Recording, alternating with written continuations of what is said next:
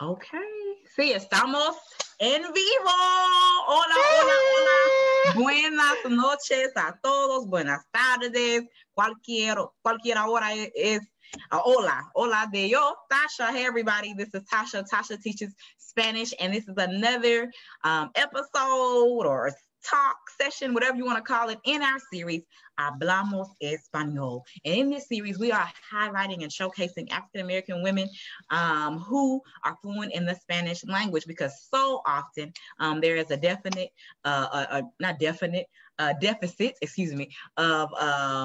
Black faces in Spanish education and foreign language education in general, I think. But I know from being in Spanish classes and getting degrees, I'm usually the only one or one of two. So just to highlight African-American women who have become fluent through various means, and to show the world that we speak Spanish, but also to show our own folks, hey guys, you can learn another language. So enough talking from me. Hola y bienvenido a Jennie Tillman. Hola, hola. Hola, hola, hola. Gracias por tu tiempo y por hacer esta entrevista. Gracias a ti. All right, so to clarify, everybody, her name's not Jennifer, her name is Jennie. Not a typo from my part. But we're gonna have just a quick intro from Jennie. She's gonna do it in Español. So this gives all of you an opportunity. If you know a little Spanish, or you think you know a lot, let's see. She's gonna give her introduction in Español. Then at the end, I'm gonna ask her the same questions, and she's going to say them in English, so you can see if you got them right. Okay, so let me pull them up, Jennie. Here we go. So let's learn a little bit about you. Obviously, your name is Jennie Tillman. Tus pasatiempos. ¿Qué son algunos de tus pasatiempos? A ver, me gusta leer, me encanta bailar, en particular salsa cubana. Oh. Es un estilo favorito mío, sí. No conozco cómo hacerlo, but no. Entonces no estás viviendo. No estás viviendo.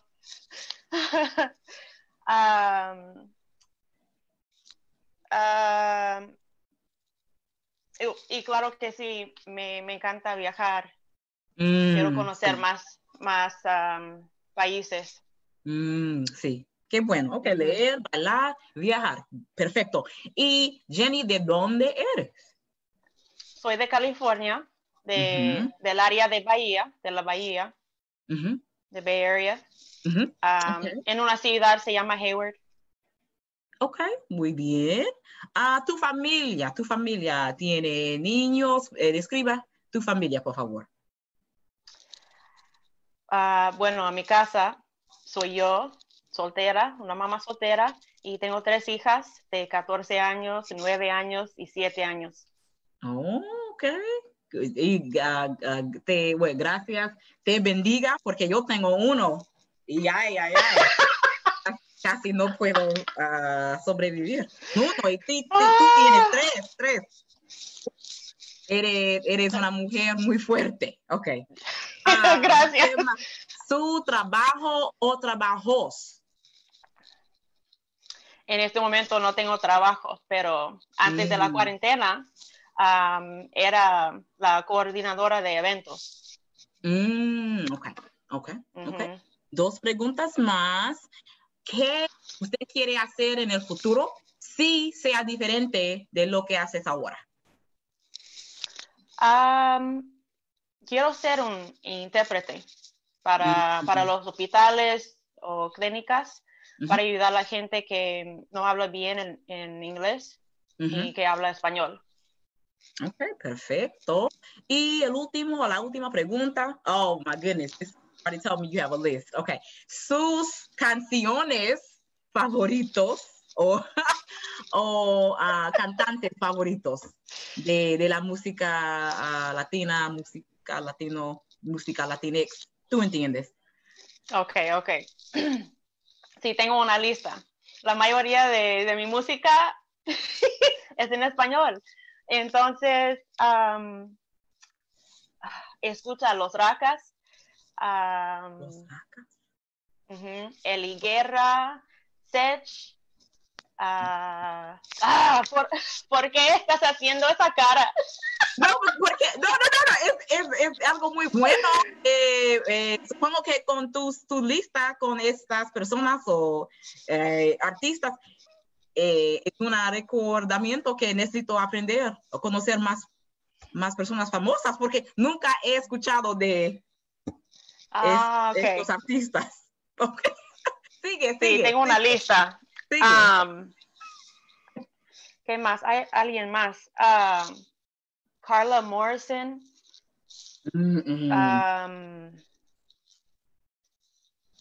Me gustan las cantantes que son songbirds.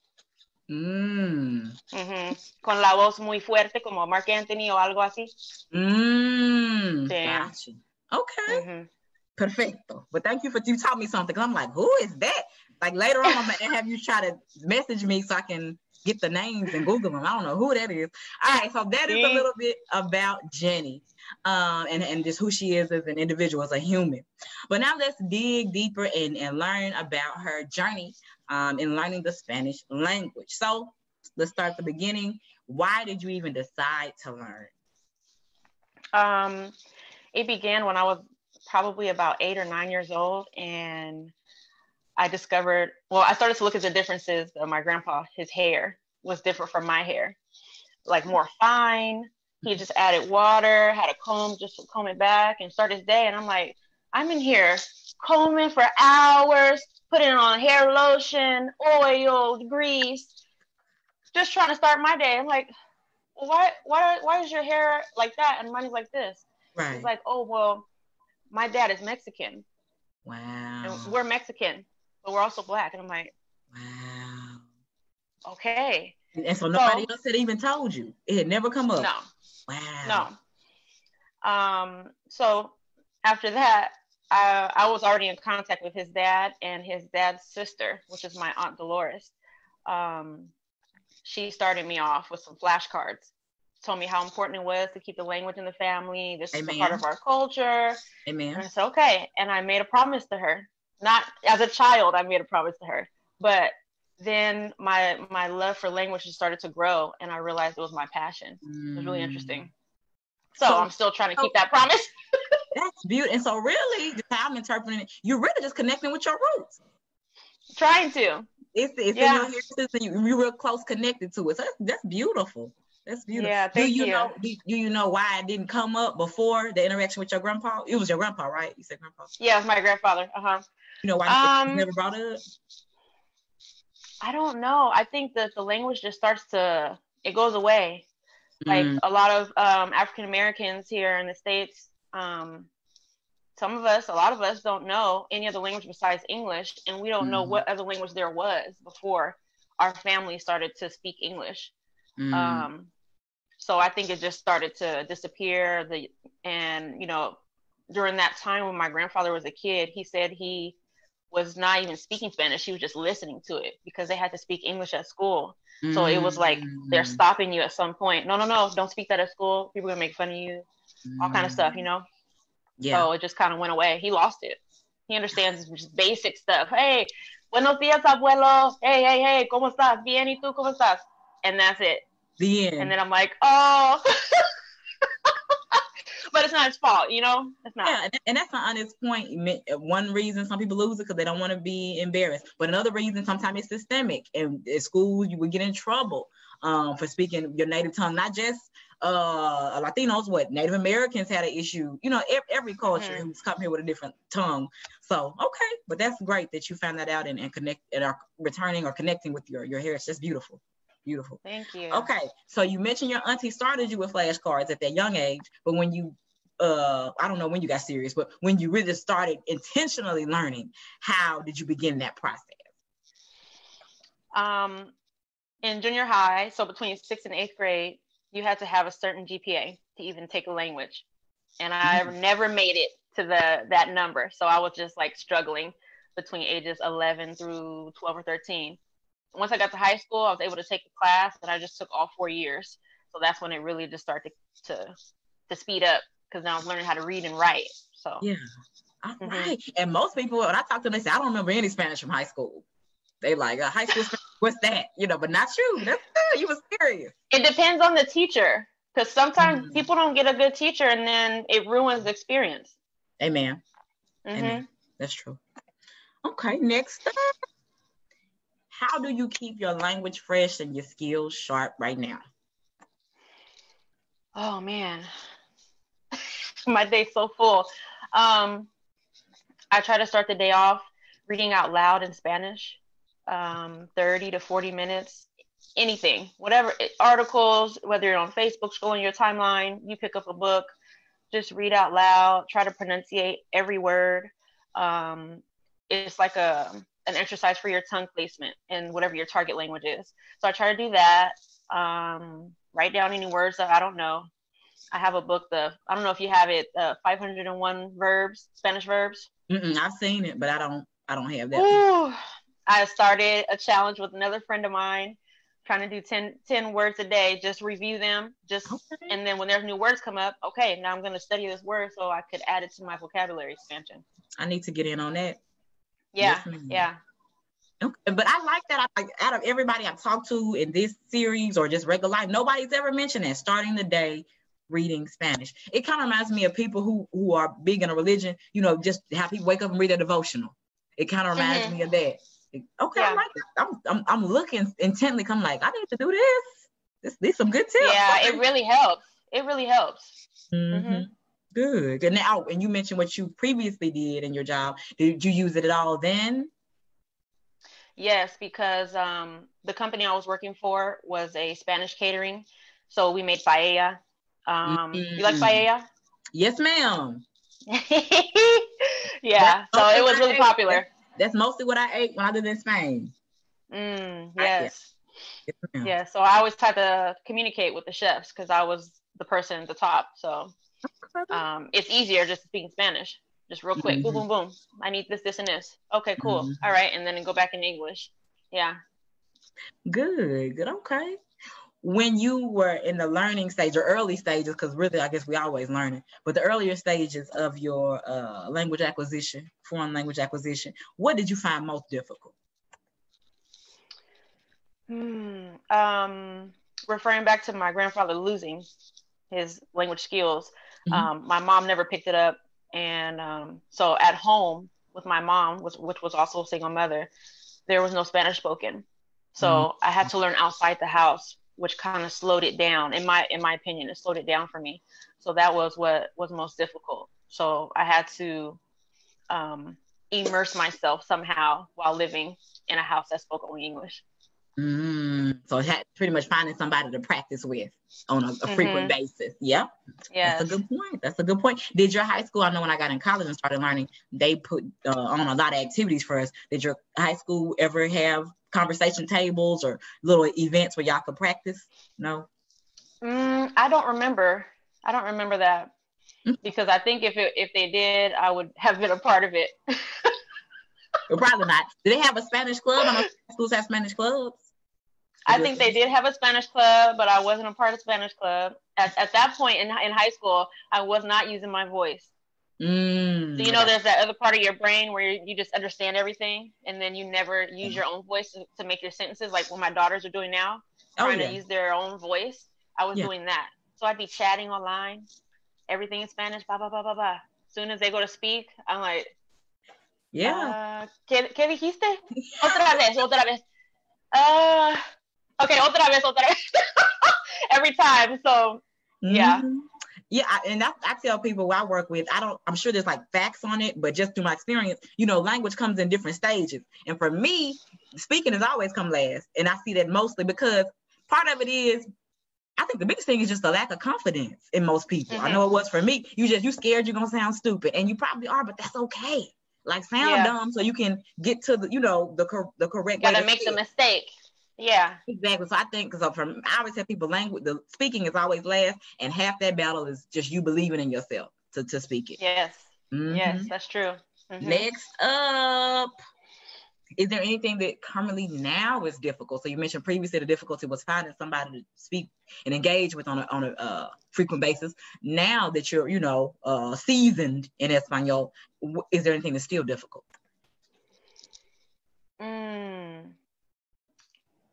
I'm kind of a perfectionist, so the overload of information sometimes is overwhelming because I don't just study one dialect, I study like all of it because I'm studying to be an interpreter. So I want to be really good at what I'm doing. Yeah. So the overload of each individual country's street slang and words that are just particular to that region, that sometimes could be difficult because I want to know all of it, but it's so much. I got to take my time. Amen. Yeah. Yeah. You better than me, Jenny. This is what I know. If you say some slang, we got to break down what that means because I don't know it. Okay. You better than me, Jenny, but that's why you're gonna be a great interpreter. So hey. It was stressful enough for me to learn all the grammar rules. I'm not. Yeah. All right. How has learning Spanish benefited you personally, professionally, or in any other way?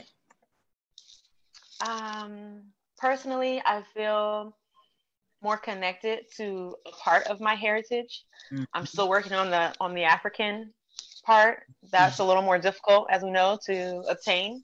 Mm-hmm. But as far as Spanish, that makes me feel closer to my Spanish-speaking family, which a lot of them are in LA.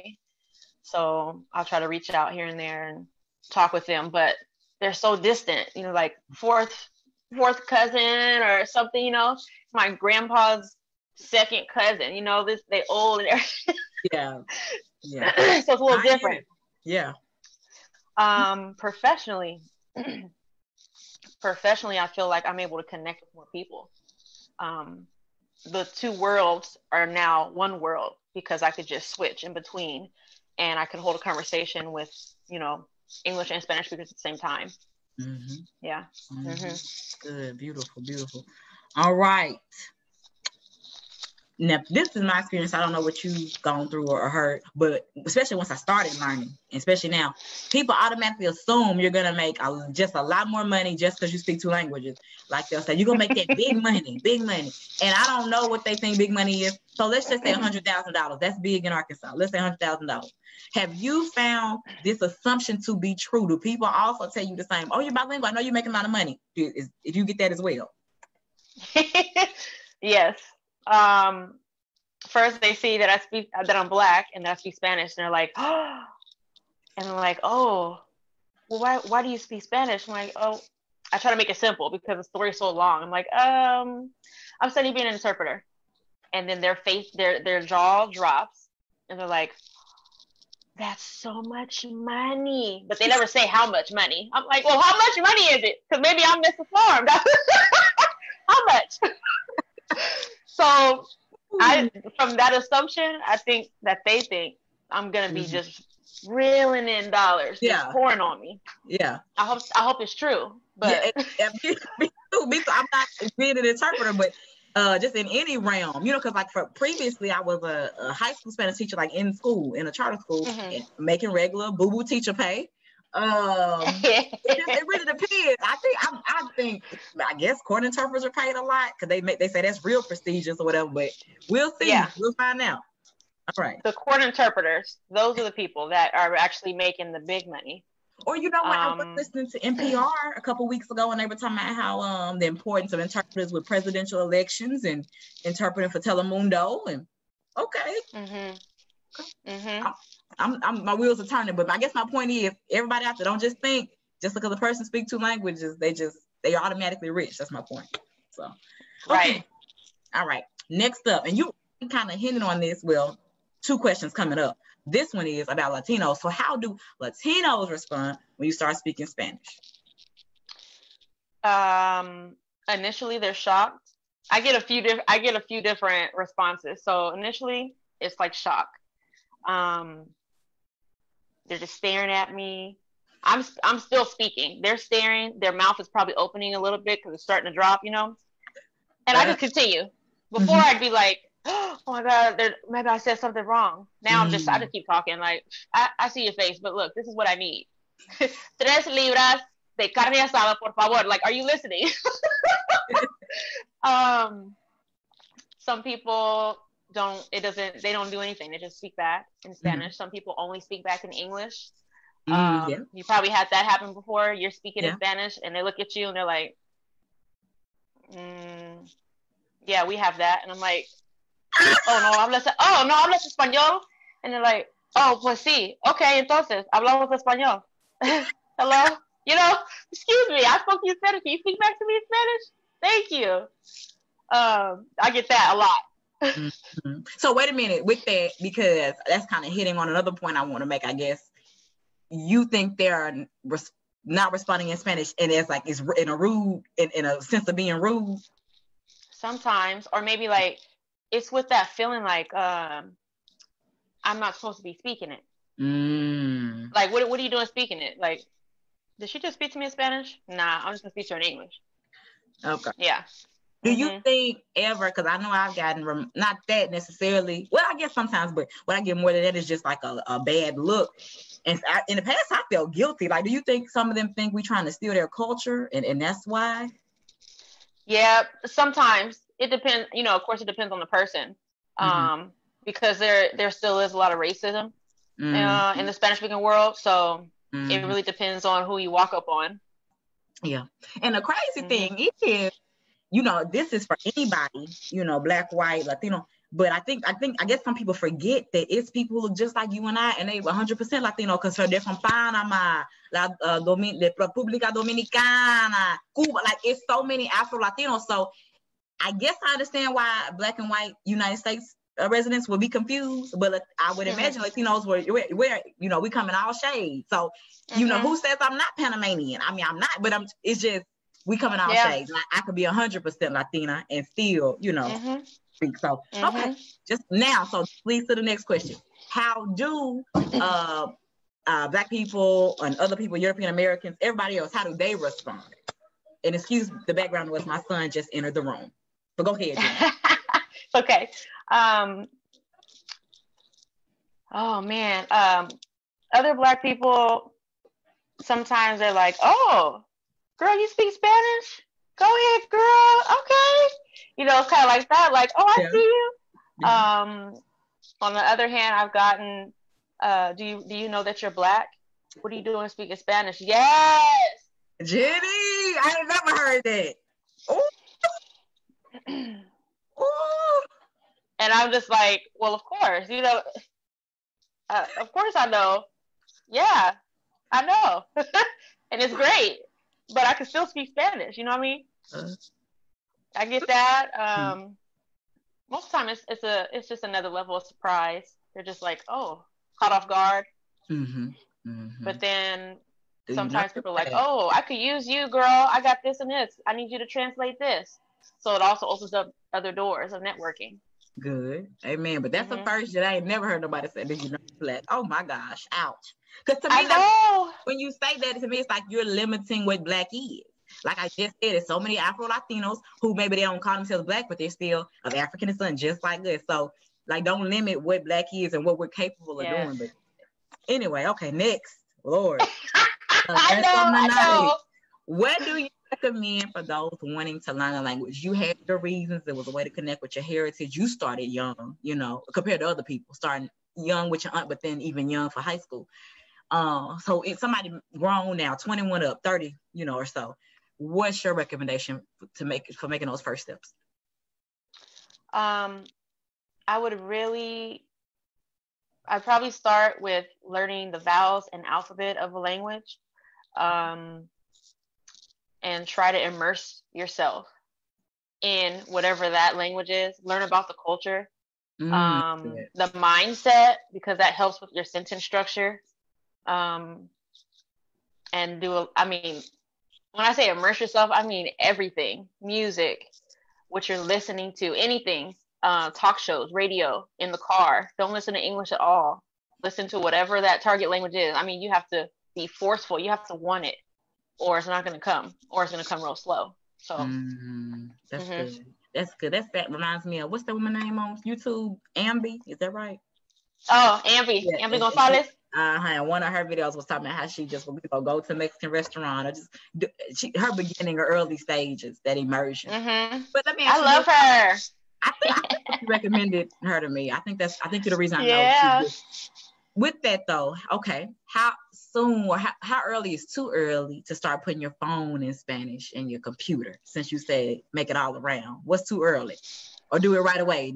Include that too. Estoy loca, okay? I would do it right now, okay? Do it now. Do it right now. So I have an iPhone, and there's still things in the iPhone that I'm like, oh, what's that? And I don't know what it is. Because in English, I don't know what it is either. So it also opens the door for me to learn more English, even though that's my native language. That's true. But I would say do it now, because then you're always thinking in Spanish. You're reading.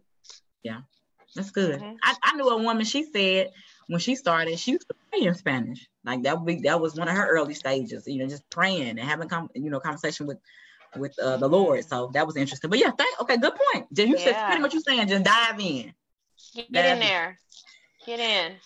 Right, two more, well, really one more thing, and then we're gonna learn about you again in English this time. I took notes from your answers. Okay. Anything else you want to add? A funny story, just anything as we close. Anything you want to add? A message of encouragement, a funny story, just doesn't matter.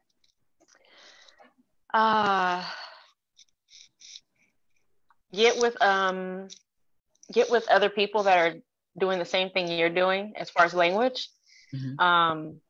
Because sometimes I have felt like I'm alone at the top kind of thing.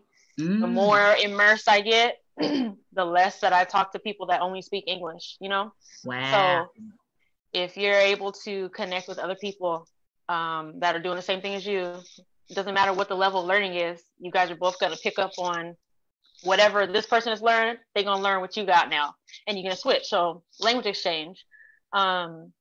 There's also a website called I think they've changed it, polyglot.com or polyglotclub.com.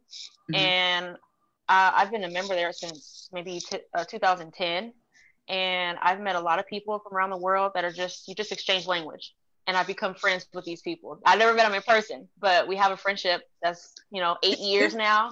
This sounds like italki. Is it like that? Is italki with tutors? They just I'm not sure. They say speak with a native. Like, I don't know the details, honestly. I don't. Oh no, I think it's a little bit different. Okay. So on the polyglot website, you would make your profile with, I speak English, I speak Spanish, I can teach these two languages, but I'm looking to learn these two languages, and people find you by what language you're interested in, and you exchange it. You have conversation, and in doing the language exchange, it's free. And you meet people. So well, it's not italki, because I'm pretty sure italki has a cost. Okay, that's nice. That's nice. So pretty much find a way, especially not with the internet. It's easy, rather easy to connect. Yep. Good. Okay, well, get through these steps off. We're at the end of the interview. But for those who are watching from the beginning, whoever's watching, let me go over I can't even see what's going on Facebook. So whoever's watching, thank you for watching. I appreciate it. ¿Quién está aquí? If you beginning or if you rewatching this on the replay and you heard her information, her self-introduction in Spanish, now it's time to see what you picked up. Did you really know what you know? So let's do this again. So your name, nombre, Jennie Tillman. Your pastimes. What are your pastimes that you mentioned to us? Okay, what if I forgot? I'm gonna remind you because I wrote it down. I like to read. I like to dance. Salsa in particular. Check. I like to travel. You got it. That's it. You had like a little else on the travel part, but yeah, perfect. Okay, where you are from? I'm from the Bay Area, California. Exactly in Hayward is where I was born. Yep, you said that exactly the same. Your family in your house? Single mother of 3 beautiful daughters, 14, 9, and 7. Okay, good. Your job or jobs, plural? Before quarantine, I was an event coordinator. Got it. And what you want to do in the future if it's different from what you're doing now? Currently studying to be a Spanish medical interpreter. Ooh. So that's what I'm planning to do in the future, which is like next month. Yep. Early congratulations. Yeah, thank you. And then I already know it's a list. So your list of favorite Spanish singers or Latino singers. Okay, Los Racas. Who? They are one of my favorite. It's like the Cats. Is that what you just said? Los racas. I heard las So, vacas. oh, los racas. They're from Panama. The rocks? So, R-O-C. R-A-K-A-S. Los racas. I don't know. What's that saying in English? You know what? I don't even know what it is in English. Los racas. Okay, anyway, I got it. I'm writing this to learn. Like, I'm going to look these people up. Okay. Go ahead. Oh, Eli Guerra. Eli. E-L-Y. Guerra. Like war. Yeah. All right. Uh-huh. Yeah. Carla Morrison. Oh, Carla. Stitch. Uh-huh. He's Panamanian too. And I forgot to mention before in Spanish, Osuna. I love Osuna. Oh, this is pitiful, Tasha. You got to get your game up. But you know what? It's really my fault. I'm stuck in the past. I'm still stuck on Celia, Hector Lavo, Selena Quintanilla. I'm stuck in the past. That's good though. Those are good too. I'm stuck in the past. That's fine. But okay, anybody else add to your list? Most people already know Mark Anthony, but I like Mark Anthony. Los Banban. Oh my gosh, there's so many people. Okay, we can stop right there because this is enough people for me to look up. Banban, B-I-N-A-I. What is that? Banban? B-A-N-B-A-N. Los Banban. Okay. Ooh, what are these words? Anyway, okay. And what else? I think that's it. Elfie. All right. I want to say thank you to whoever's looking. Sorry, I can't shout you out. I don't have that screen up to, that window to see who's looking. But muchísimas gracias a ti por observar, por mirar. Thank you again, Jenny. I can't say thank you enough. Miles gracias for your time and your experience and your story. And again, early congratulations on finishing that interpreter program. Gracias por todo. Yes, ma'am. Okay, pues buenas noches a todos y el fin. Bye.